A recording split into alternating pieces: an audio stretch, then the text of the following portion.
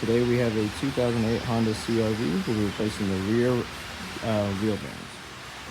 So to replace the rear wheel bearing on this vehicle, first thing we're going to do with a 19mm socket and impact, we're going to remove this wheel here. Once I remove the wheel, we'll get to taking the caliper and the rotor.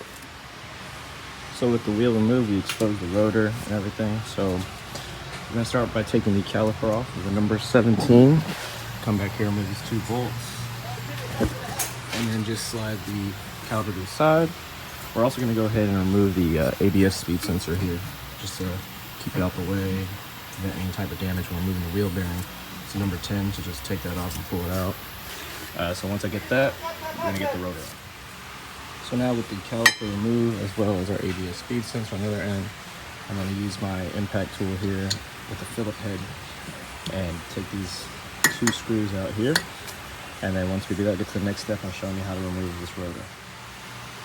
After removing those 2 screws here, I'm going to use an M8 bolt, one up there, and these 2 holes, one down here, and evenly torque these down in, or screwing them in, until this pops out. And then once that pops out, just pull it right off. You can also spray some WD-40 here if you need to, but for the most part, it's just come out. So just to show y'all, I barely tightened these in, and it popped off as little as you can see here. So pretty much you can just you can keep screwing in if you want, or you can just wiggle it out. And sorry, I'm using one hand here, but as you can see it's loose. You can keep tightening it in to pop it out further, or just pull it out. Now with the rotor removed, you can see the wheel bearing there. So all we have to do now is with an extension, an impact, and number 17, you're gonna remove these 4 bolts here.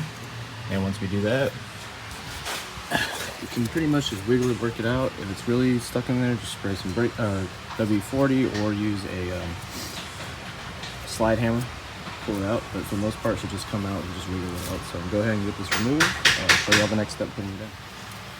So when I actually remove the 4 bolts, it pretty much just fell out.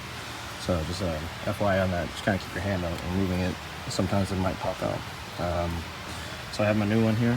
We're using a OEM brand, the NSK wheel bearings. So go ahead, it only goes one direction. So can't really mess with that, just place it in and just thread the bolts in, and then we're gonna use our impact and tighten it back down. So there we are with our new wheel bearing in. Just tighten it for 17mm in the back. Also a little FYI, it just happened right now. These little crush washers might come out whenever you're impacting it in, so just, it goes right there.